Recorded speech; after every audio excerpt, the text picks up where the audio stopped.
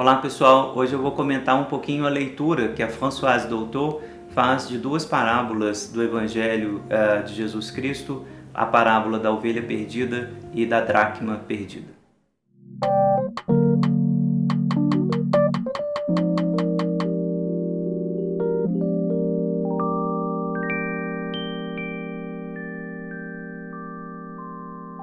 O livro que eu estou usando é esse aqui, Les Évangiles et la foi, au risque de la psychanalyse, editado pela Gallimard, os Evangelhos e a fé sobre o risco da psicanálise, né, sob o olhar da psicanálise. Esse livro está editado no Brasil pela Verus Editora, sob o título Os Evangelhos à luz da psicanálise. Eu comento esse texto da Françoise Dolto num livrinho que eu publiquei chamado Psicanálise, Religião e Teoria da Sedução Generalizada. Eu vou deixar o PDF desse livrinho aqui, que já está esgotado, na descrição do vídeo.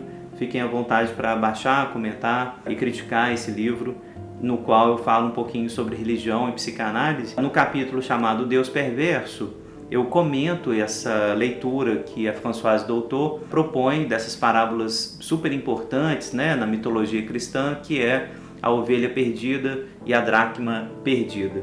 A gente lembra dessa passagem, né? Ela está citada em Lucas, capítulo 15, versículos de 1 a 10, e nessa passagem é narrada a história de que o pastor, tendo 100 ovelhas, foi atrás de uma ovelha que se desgarrou desse rebanho, né, deixando as 99 para trás e ir buscando essa ovelha perdida. Da mesma forma, a mulher que está lá em casa e varre o chão, procura toda a casa em busca de uma dracma que se perdeu. Mesmo tendo outras moedas consigo, ela procura aquela que se perdeu. Como que a Françoise Dolto ela interpreta essas duas histórias? Eu vou falar um pouquinho disso e falar um pouquinho da crítica que eu tenho a essa leitura da Françoise Dolto.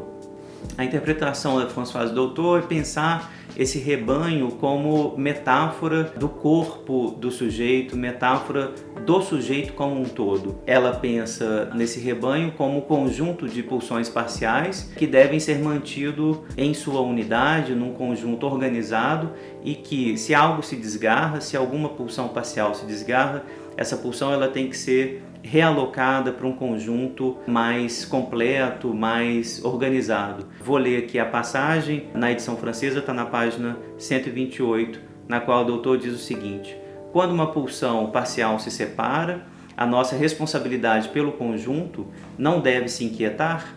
De fato, nós sabemos que o conjunto de nossas pulsões deve continuar ligado à inteligência de nossa existência e ir, dessa forma, contribuindo com a nossa vida. Então, vocês observem, a doutora está pensando aqui em uma certa unidade narcísica que deve estar funcionando o tempo todo. A parcialidade, ela ameaça essa unidade narcísica.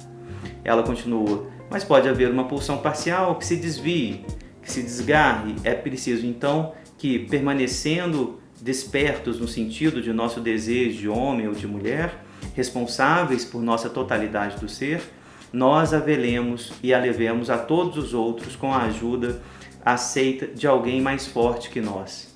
É porque eu penso que nós não temos que compreender a ovelha desgarrada como um indivíduo humano. É todo o rebanho que é um indivíduo humano, do qual o pastor é a cabeça pensante e o coração amante. E Jesus, que é a consciência divina desse indivíduo humano, não pode deixar ir em direção de sua perda uma só dessas pulsões parciais. Ela conclui dizendo: ele deve fazê-las ir, não gregariamente, mas unidas em direção ao oásis que vai ser a paz total do ser. Então, a Françoise Dolto, que é uma psicanalista muito importante, né, ali ela está circulando na história da psicanálise, né, como uma das grandes analistas de criança, inclusive, né, ela está nesse livro dizendo claramente da sua fé, né, uma interpretação da fé cristã a partir da luz, né, da psicanálise. Mas vocês observaram que nessa citação como que essa interpretação, ela de alguma forma articula uma certa concepção de narcisismo que deve ser mantida no sentido de uma totalidade, de uma certa paz a ser alcançada. ela usa o alcoolismo só para dar um exemplo de como que essas pulsões parciais, quando estão desgarradas, elas levam o sujeito a um certo tipo de perdição ou de ruptura, né? A oralidade, por exemplo, enquanto pulsão parcial, pode convocar o sujeito a um determinado estado que vai levá-lo à morte, né? Na medida em que a oralidade não está agindo em conjunto com todo o resto das pulsões desse sujeito. Feita essa observação aqui da doutor, brevíssima, né? O livro todo vale muito a pena ler, há várias interpretações de passagens bíblicas, né? Da fé, das relações do sujeito com Deus, é só uma leitura brevíssima que eu estou propondo aqui, mas a crítica que eu vou estabelecer a partir desse momento vale de maneira geral para a interpretação como um todo da doutor. Fica evidente na interpretação dela que há um certo tipo de concepção do narcisismo não conflitivo, né?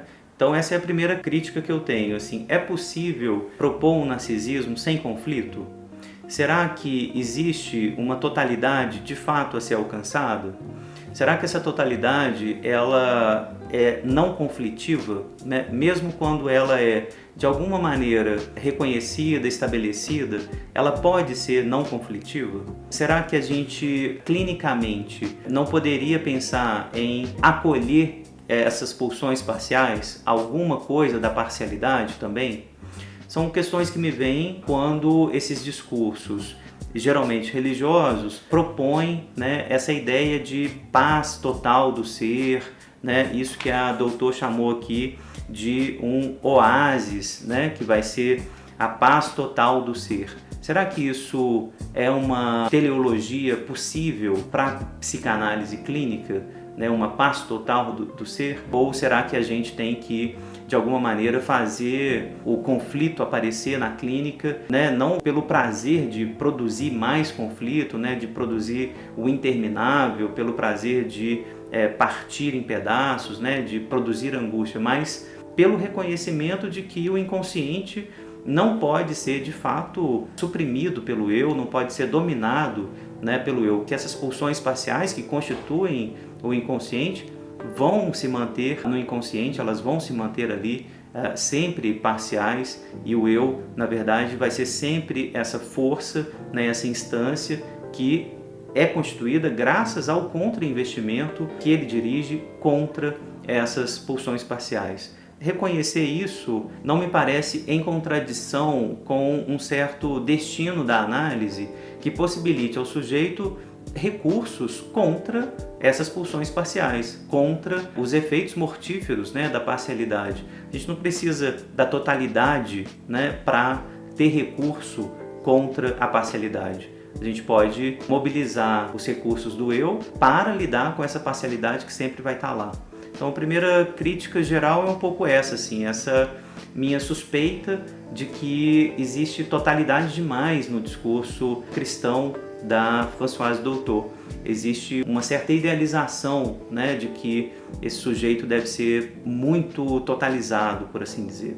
De qualquer forma, a leitura que ela propõe, né, das passagens bíblicas, dessas parábolas aqui, né, da dracma, da ovelha perdida, é uma leitura que convida a gente também a retomar o texto bíblico, retomar outros mitos religiosos, para que a gente pense em metáforas sobre como que o sujeito deve se estabelecer, como que ele deve cuidar de si mesmo. Então fica o convite para a gente conversar sobre essas parábolas, mas também sobre outros textos religiosos que podem mobilizar na gente esse tipo de metáfora, assim, sobre como que a gente deve se cuidar, quais que são os nossos objetivos, né, clínicos, objetivos no tratamento psicanalítico. A doutor faz a interpretação dessas parábolas clássicas e outras passagens ao longo do livro dela, e essas metáforas, né, esse tipo de interpretação, elas acabam inspirando a gente, né, a pensar sobre a clínica também. Fica o convite para a gente pensar nas relações mais complexas, né,